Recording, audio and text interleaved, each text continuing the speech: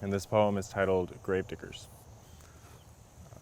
We offer here our labor and our time, so that others may rest soundly in this place of moss and earth and nurture. The subtle rhymes of lift and loss in the quickly passing embrace of shovel blade and sand reflect the gifts of this earth we honor as we dig together or alone.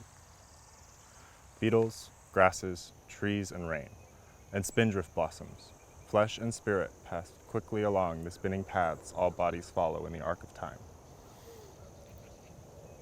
We talk, we take our turns, we scan the sky for birds. Soon enough it will be dark, the cool of evening rises from the sand.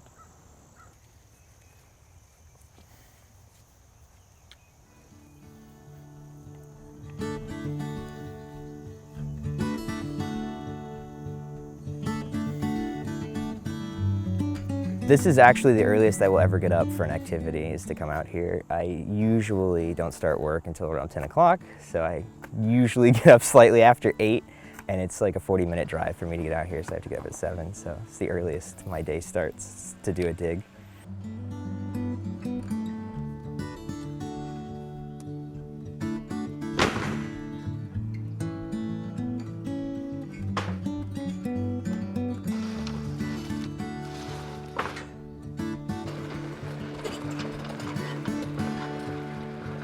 Welcome everyone. Thanks for joining us today. Today we're digging for, she's a member of the community, and we'll be putting in our time to make sure she has a nice place to rest. We will start to remove the topsoil and place it on the first half of this tarp here. And then after the topsoil is separated, we'll put the other soil on this tarp.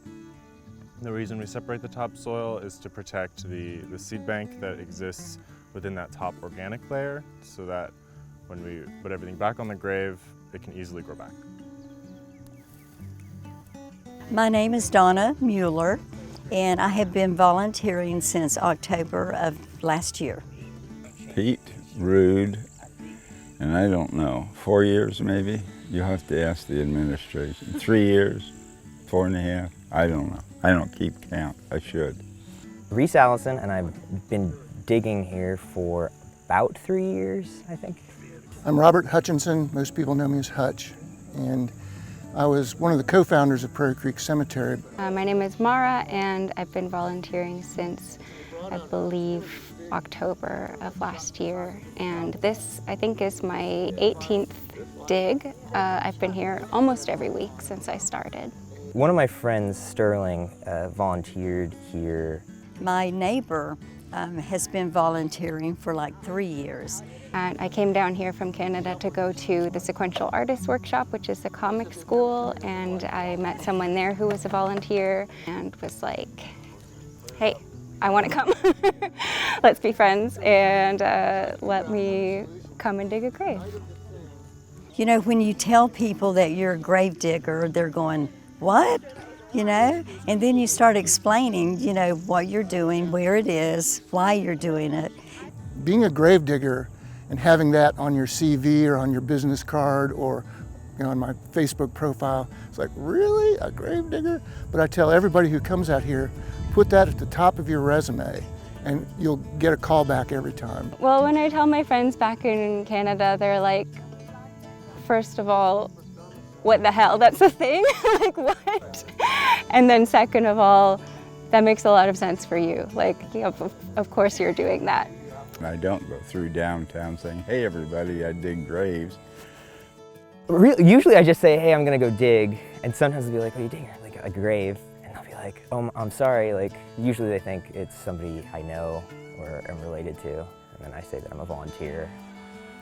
People are usually surprised by that, actually.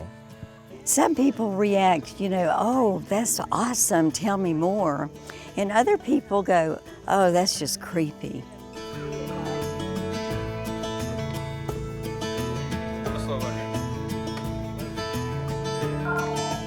Prairie Creek Conservation Cemetery, this is Carlos. And this piece of land was sort of a beat up old pasture. A guy had been overgrazing it and stuff. And the county and the state said it had no conservation purpose for their programs. So I said, let's put a cemetery out there. and the rest is history. We buried our first person right over there, Kathy Cantwell, in June of 2010, I believe. People who aren't really aware of what natural burial is all about, they might be weary, skeptical, and when they actually experience it, then it just clicks, it just makes sense. It's actually something that we did in the past as humans for the modernization of funerary practices is when someone would die at home, the men would go out back, dig a grave, the women would tend to the body, and then complete the burial together. And so we want to try to reintroduce those practices into the public sphere again. And we have been doing it since 2010, and people have been very open to it. In my experience, I see that they leave this space with a sense of closure that they normally wouldn't get at a conventional cemetery. I know some cemeteries, they don't actually allow for you to see a body go into the ground. They ask for people to leave, and then they have their cemeterians come and complete the job. Cemetery itself is within a 93-acre parcel. And so with the space that we have actually open for burials, we have probably about 4,000 to 5,000 spaces. We make sure that the bodies that are buried here are not embalmed. We don't use grave liners. Cemeteries, they have concrete or metal in the ground that would hold a body or casket, pretty much holding it in limbo, not allowing it for it to go back to the earth. And then the last thing is that we do allow for people to use biodegradable containers if they so wish. But usually people that we help, they use a simple shroud. All of our graves have been dug by volunteers, sometimes conscripts, because for a few years we used a lot of community service workers, people with small-time infractions that had to do 25 hours. And I'd round them up and bring them out here, but more and more my friends and associates started saying, well, I'll help you dig a grave. And then pretty soon we just decided we can do this with all volunteers. And that is truly what's remarkable about this.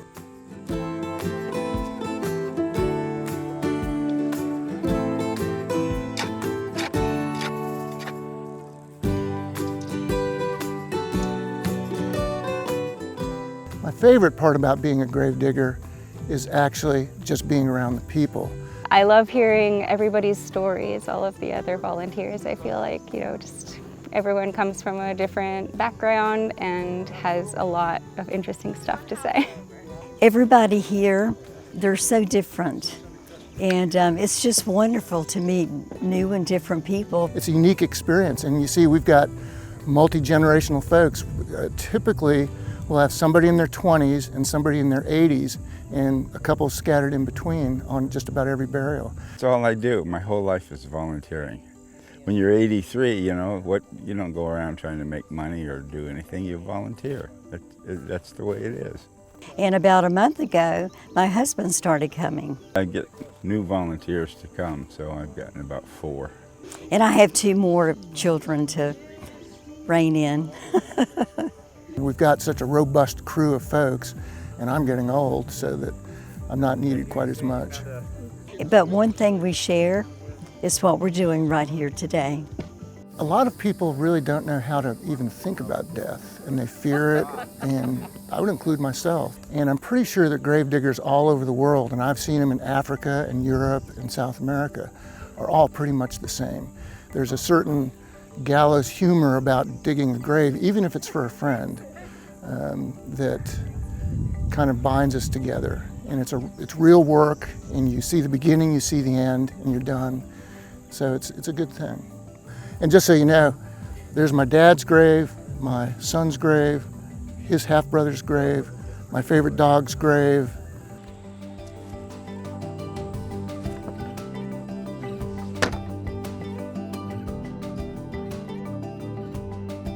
Little by little, Florida, the rest of the country, the rest of the world is starting to learn about specifically what we do here as a conservation cemetery. And there's only so many in the US that are nationally recognized. And so given we're the only one in the state of Florida, we're trying to do our best to make sure that people know that we're here. It's such a gorgeous bit of nature, and I love seeing the ways that people set up their different graves when they're not using a traditional headstone. Just has so much individuality and care to it. I think that there's no gray in this area, because some people think of death as something just awful. Others look at it like, that's just part of life. don't know, I also find it kind of calming and peaceful to face mortality, I guess, so to speak, in a day-to-day activity. There's a lot of reverence to it. It's a non-religious space, but there's still reverence for the land and reverence for the community. And I think we're just trying to protect a nice space and provide a good service to people. I really do believe in what they're doing here, and I think it's a beautiful way of approaching death and the environment and how those two things combine. I hope that a lot more places like this exist in the future, because I think having death to be a little bit of your day-to-day and a community kind of activity is a wonderful thing. And People keep coming back and they find a lot of meaning in coming out here. It's exercise, it's being in the great outdoors, it's camaraderie. Makes me feel a lot more comfortable to know that someday I'll be out here and among friends in a beautiful place.